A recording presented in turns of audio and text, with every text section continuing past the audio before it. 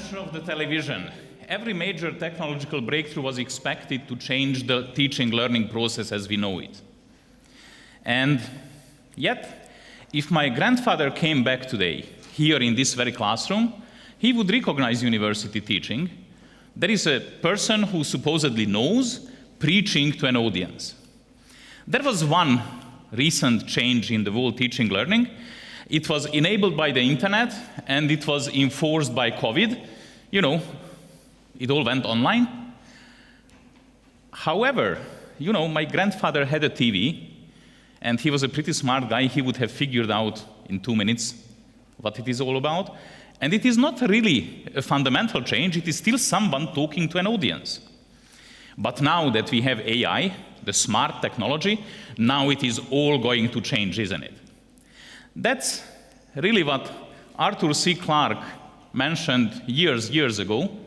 He said that any teacher who can be replaced by a machine should be. And I fully agree with that. However, if you carefully look at this statement, it also suggests that not every teacher can be replaced by a machine.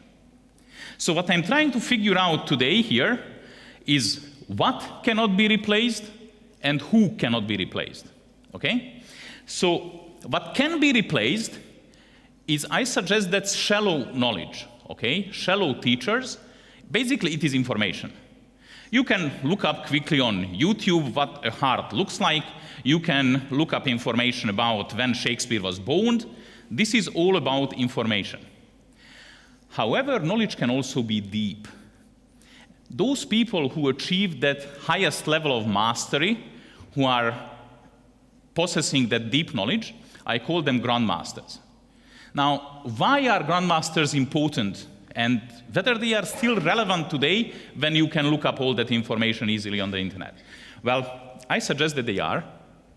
You know, I talked a lot about AI and the human mind, and every single time I got feedback from people who work in various organizations, particularly if they were working in manufacturing, that, you know, there were these guys who were grandmasters who created all those processes that we are working with today, and they are about to retire, and now we just realized that those guys who are in since them, they can only operate the processes, they can run existing processes, but they don't have the deep knowledge that makes it possible to create new processes.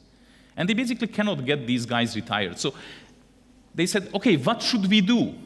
I said, you need to reinstate that form of learning that enables achieving the grandmaster level of knowledge, and that is what I call the grandmaster-apprentice relationship. And this is what I want to talk about today. So the grandmasters are very important, and the grandmaster-apprentice relationship is a way to achieve the grandmaster-apprentice, the grandmaster level of knowledge. This is what I am trying to suggest, and this is what I will try to explain over here today. I had a very weird knowledge background.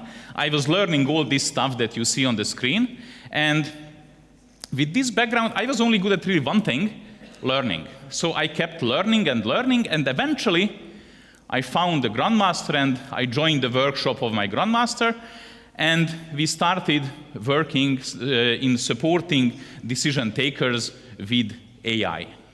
And very quickly, I acquired 2 separate roles, and I have pursued these 2 separate roles for the last 25 years. One was that as a practitioner, I was building AI systems, developing it, implementing it, and so on, in order to support those decision takers. At the same time, as a scholar, I became interested in the nature of knowledge, nature of creativity, intuition, and so on. And based on this, I created a speculative model about the levels of mastery.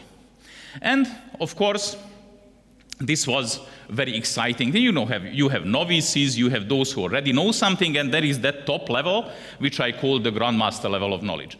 And as I kept talking about this, I got this recommendation that you should really do some sort of empirical study about this topic.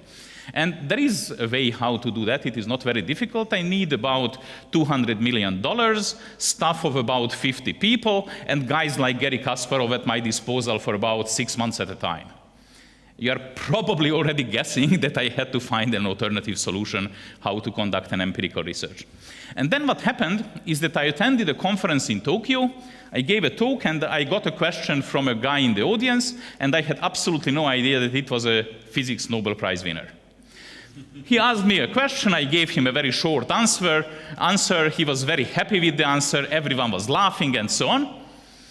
And then he approached me in the break. Of course, by that time, I was very well aware that it was the Nobel Prize winning Martin Pearl.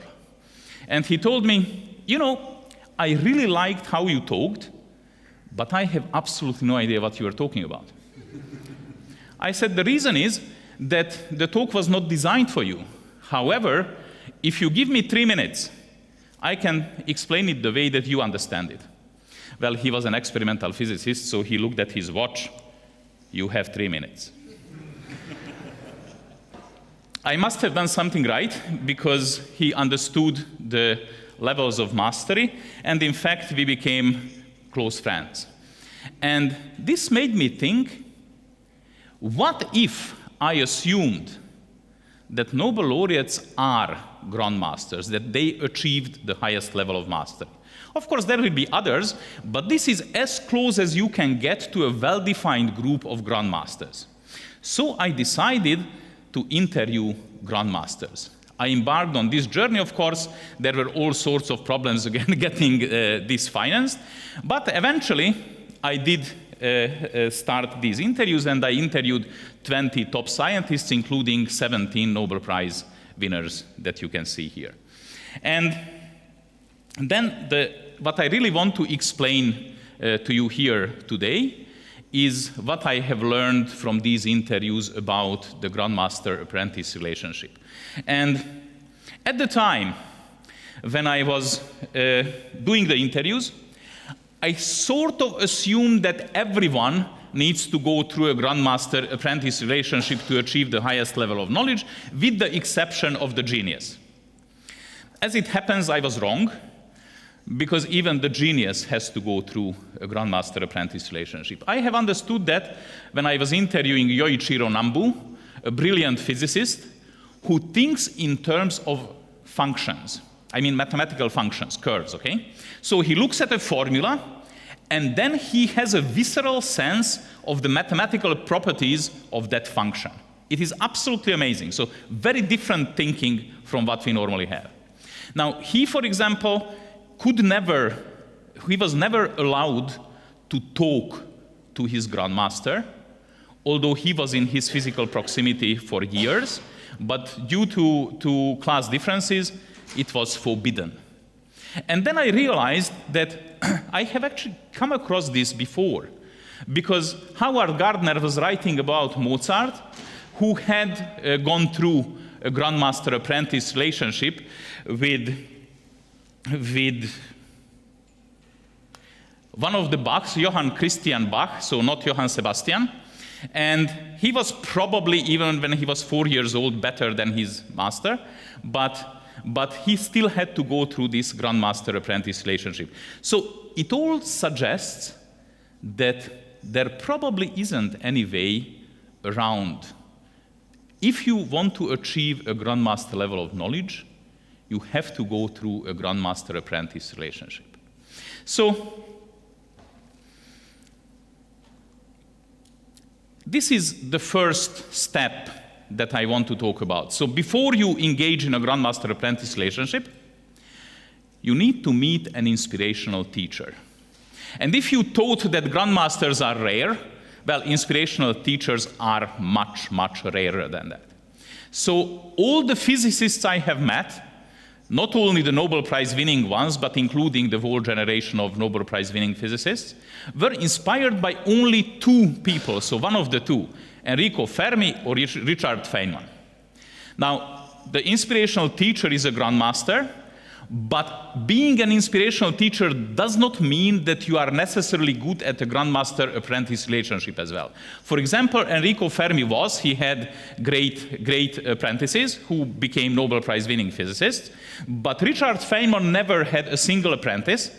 As Roy Glauber told me, it is because Richard Feynman could only teach anyone how to be Feynman, and nobody could be Feynman because he was too brilliant. So once you get inspired, then you need to find the grandmaster. And I will try to explain to you now, briefly, what a grandmaster-apprentice relationship looks like. And that explains a little bit why it is kind of out of fiction. It is a very old form of learning. It was probably the first form of learning, but it is also very necessary today. So it is very asymmetric, which is what makes it not very popular these days. And this means that the godlike figure of the grandmaster imposes upon the apprentice, who at the beginning of the process knows significantly less than the grandmaster. And this asymmetry is both necessary and unavoidable. So we don't need to get rid of it, we just need to accept that this is how it works, but we also need to understand that none of this implies that the grandmaster is more important than the apprentice. The grandmaster-apprentice relationship only exists if we have both of them. The second is that the grandmaster-apprentice relationship is incredibly deep and personal. Why? Because your grandmaster needs to know what you need, what you think, what you want, even before you know it. Only that way you can get that personalized teaching that you need right here and now. And finally, there is an incredible struggle, because you see the greatness of your grandmaster, you aspire to the same sort of greatness, therefore you want to copy your grandmaster. However, if you copy the grandmaster, then you will become the pale copy of the grandmaster. So it is wrong to follow the grandmaster's way. At the same time, it is also wrong not to follow the grandmaster's way, because it is the grandmaster who knows. So what is the solution? This tension leads to a struggle, and in this struggle, the miracle happens, that from this struggle the new grandmaster emerges, who is standing on personal grounds the same way as the grandmaster was standing on personal grounds. Now, when I started this whole research, I thought that there was only one form of grandmaster-apprentice relationship, one grandmaster, one apprentice, or maybe one grandmaster and a couple of apprentices as different levels of development. I have found that this is only one of the ways, and this is what I today call the traditional model. The second model I have discovered today with Mark Stierend, who was then my doctoral student, and today he is a notable creativity scholar himself. He did these interviews with some of the best chefs in the world, and what we have found that in the world of chefs, the dominant form is that an apprentice goes from one master to another. It is often referred to as the journeyman. I prefer to call them wandering apprentices. So the apprentice goes from one to the next grandmaster, and they learn different things from different grandmasters. This also exists in science, but it is not the dominant form. And then again, I thought that these are the two forms of grandmaster-apprentice relationships, when I have figured that there is something else. It was when I talked to Roy Glauber, and he asked me, which university is better, Oxford or Cambridge? I said, I cannot tell that. He said, very good, no sensible person can tell that. However, if you look at it, the science Nobel Prizes are mostly coming from Cambridge. Why? Because there was this workshop, this laboratory, as we say it, there was something in the walls that makes this knowledge production possible. And this is what became the third type of the grandmaster-apprentice relationship. We call it a hotspot, and I have found another one in Stanford. So this means that there are several grandmasters and a bunch of apprentices, and a little bit it is like everyone with everyone. It can occasionally switch to the traditional model, occasionally switch to the wandering apprentices model, but generally it is like more a community-based thing. And finally, I have seen a very interesting type when I talked to Daniel Kahneman, and I asked him explicitly about his experience, and he said there was only Amos. And yet that does not sound right. Why? Because they were sort of at the same level when they met. And I only figured it out because the very next day I went to Princeton, and I have met with Eric Wischhaus, and he had explained almost exactly the same story to me.